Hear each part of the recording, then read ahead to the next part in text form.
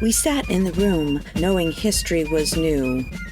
What can you say that captures the dark moment but does not tip the drama scale? All you need is love? Episode 17. Greetings and welcome in. You have reached the Pawtuxet General, your connection for all things Pawtuxetish.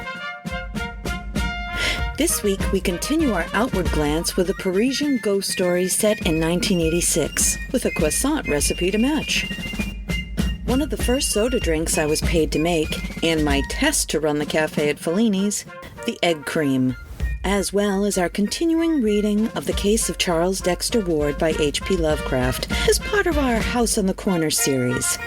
But first, we would like to reach out to the Pawtuxet Village Townies, our Patreon subscribers. For as little as $5, you can donate to the podcast to keep us going. We are looking to expand to live shows this summer and could use the help. Knowing how tight these times are, we deeply appreciate every penny. For donating, you receive extra content, photos that go with the stories. You might even earn a mug with a Pawtuxet Village sunrise. Thank you again to the Townies themselves, and let's get started. This week's recipe, croissant, the French story. Paris, 1986. By 1986, I thought I had seen it all as far as ghostly activity goes. I had been haunted nightly since I was a young teen, so I was scared of nothing. This was foolish.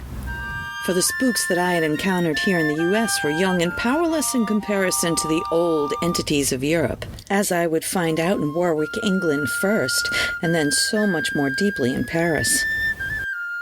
A trip to Europe seemed like the opportunity of a lifetime. I worked 2 jobs while in college to pay for the trip. I paid in installments. My parents gave me a bit of cash and I used it sparingly throughout the trip, but by the time I got to Paris, my budget was squeaky tight. Not enough for street cafes, but enough for street food for dinner.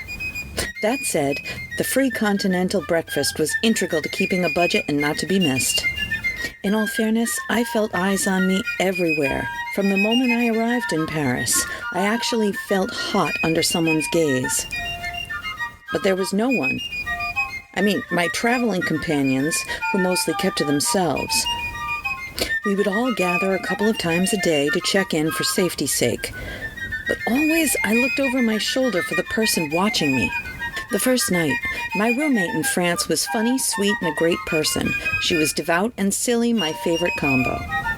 We had traveled for the previous month through England and now had 5 days in Paris to relax from the British trip's coursework. I just wanted to get these eyes off me.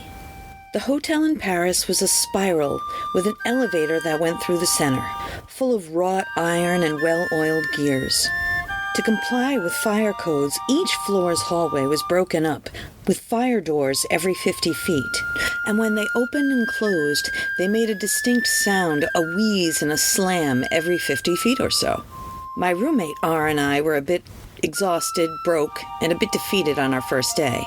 But we got a fabulous filling dinner at a street vendor 2 blocks away, gyro, frites, lettuce, tomato, some sort of sauce, onions thinly sliced on a half loaf of bread, and settled in to watch French TV after double locking with a deadbolt, the door. I had been in Europe for a month already and felt safer at the end of the corridor, which we were, with 2 locks, which we had, and 2 fire doors, one on each side of our room, which goes to the fire stairwell. R and I watch most of The Hunger, in French, and start to drift off. We turn off the TV, do our evening routine, and go to bed. Hours later, I wake up, but I can't move.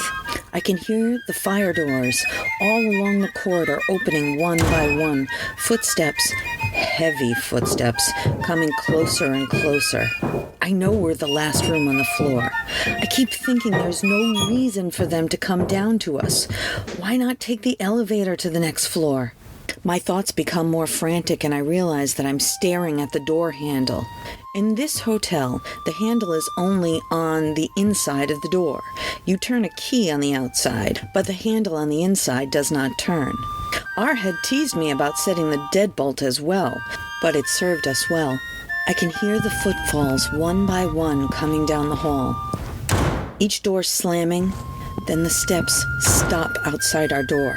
My terror is unmeasurable. My heart is slamming in my chest.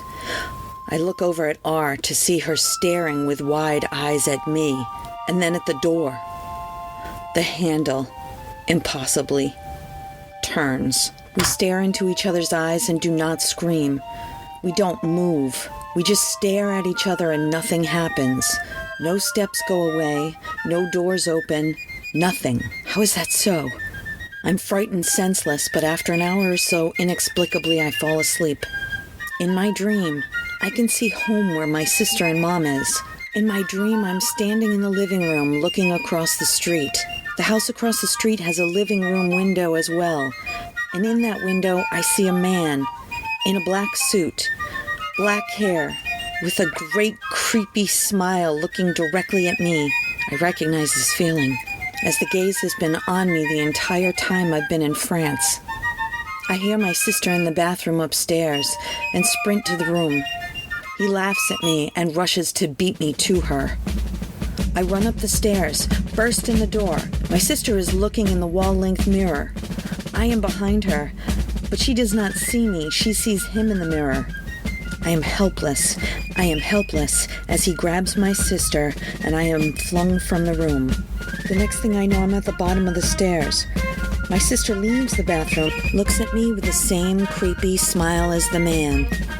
I scream in my dream and in real life. And then silence. So does R. We sit up at the same time as the handle turns and then silence. We sit, looking at each other for what seemed like an hour.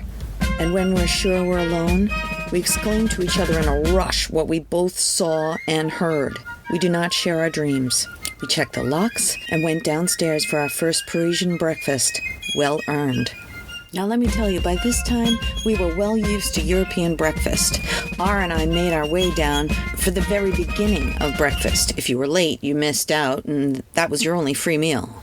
I sat at the long table with a bench, felt his eyes on me as I adored my espresso.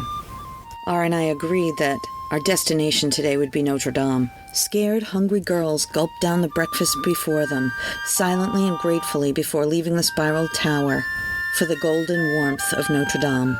When I had dressed that morning, I tried to be nondescript, to be able to blend in with the crowd. Let me say, the feeling of being watched was palpable, like a heavy weight on me, making me slow and cold. Our trip to Notre Dame on the metro was fearful. I tried to disappear in my seat, while the fear of being watched became oppressive. I could see that R's face was pale from her seat across the tram. I cannot express how oppressed the feeling was as we rode toward Notre Dame. When our stop came, we nearly fled to the church. When we arrived, I split off from the group. After we all paid for the tour and lit a candle, I said a prayer and felt lighter than I had in weeks. Now my adventure in Notre Dame, which took all day, is a tale within itself. But this story is about a breakfast so comforting that it gave us enough will and energy to make it all the way to Notre Dame. For that breakfast, we had a plain croissant, butter, strawberry jam, toast, first an espresso, and then a café au lait. I ate everything in front of me and asked for more. We were given toast and espresso and left to go on our way. The croissant itself was layered, but not as dark as Parisian-style croissant here.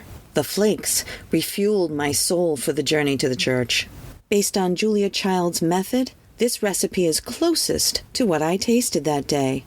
May it give you the energy to fight the darkness.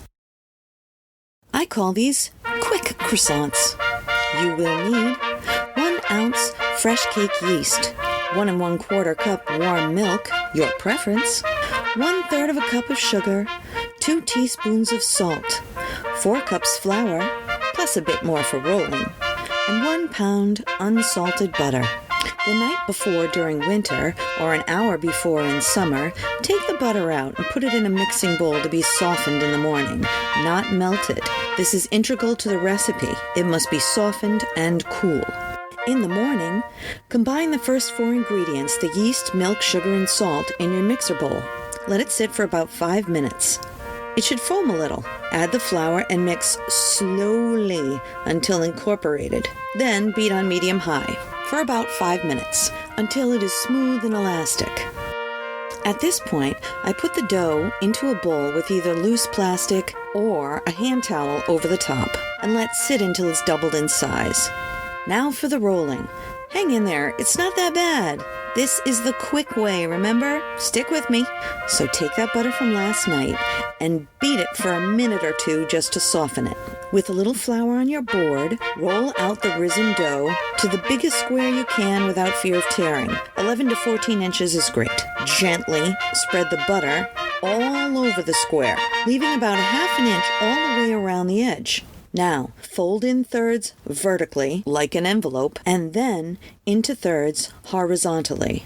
Wrap that firmly in plastic and place in the freezer. Leave the dough in there until firm, not frozen, about 45 minutes. When you feel it's not squishy inside, take it out and quickly roll into an 11 by 35 inch rectangle, keeping it cool the entire time. Measure 5 inches on the bottom and cut from that to the top corner, making a long, thin triangle. Set that one aside. Then, cut from there to the bottom corner to create another triangle and continue to the other side. You should end up with 7 triangles. Take one triangle with the point in one hand and the wide part in the other and gently stretch. Then, starting at the wide part, roll firmly but gently to the tip and tuck it over. Do this to each and place them on a parchment-covered tray with at least 5 or 6 inches in between. Cover this with plastic wrap loosely with plenty of gaps. Then, let it set for 2 hours. Make the rest of the breakfast, I guess, or have a mimosa or 4 cups of coffee. I don't know. Listen to a podcast. Anyway, they should rise double in size, then give them a little egg wash. I just whip 1 egg yolk and use that. Bake at 375 degrees for about 20 minutes or until dark golden, not burned. They will pull beautifully apart and will be done in about half the time and work of regular croissants. Enjoy! In 1991, I started working at the cafe, originally as a baker, and then as a counter person, soon after as a manager. The first New York-style drink I had to learn was the egg cream. Right off the bat, it has no egg or cream. Now, I learned with glass refillable soda bottles, some of which dated back to the 30s. I feel now, as I did then, that fresh soda water is more fun and works more effectively for fountain drinks. But in a pinch, bottled is definitely delicious. Traditionally, in New York, you bet vanilla or chocolate syrup is used. You can order this online or substitute another syrup to your own taste. One wild Yankee I met used maple syrup. Whoa, that sounds tasty. Let's move on to the actual recipe. Merriam-Webster says that this is one of the earliest recipes, this one from February 20th, 1897.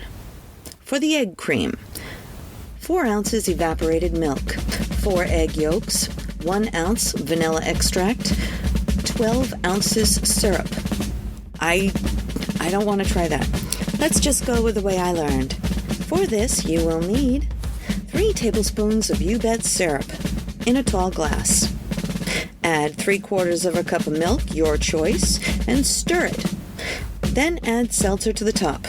It should foam up and be drank with a straw. Enjoy!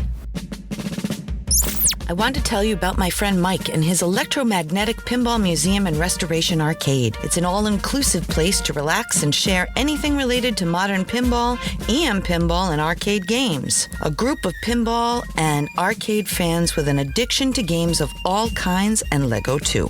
$10 gets you free play on pinball and arcade games all day. You can find them at 881 Main Street, Pawtuxet, Rhode Island, or online at www.electromagneticpinballmuseum.com. We would like to continue with our House in the Corner series, a reading of The Case of Charles Dexter Ward by H.P. Lovecraft. Chapter 6. Not one man who participated in that terrible raid could ever be induced to say a word concerning it, and every fragment of the vague data which survives comes from those outside the final fighting party. There is something frightful in the care with which these actual raiders destroyed every scrap which bore the least allusion to the matter. 8 sailors had been killed, but although their bodies were not produced, their families were satisfied with the statement that the clash with customs officers had occurred. The same statement also covered the numerous cases of wounds, all of which were extensively bandaged and treated only by Dr. Jabez Bowen, who had accompanied the party. Hardest to explain was the nameless odor clinging to all the raiders, a thing which was discussed for weeks. Of the citizen leaders, Captain Whipple and Moses Brown were the most severely hurt. The letters of their wives testify the bewilderment with which their reticence and close guarding of those bandages produced. Psychologically, every participant was aged, sobered, and shaken.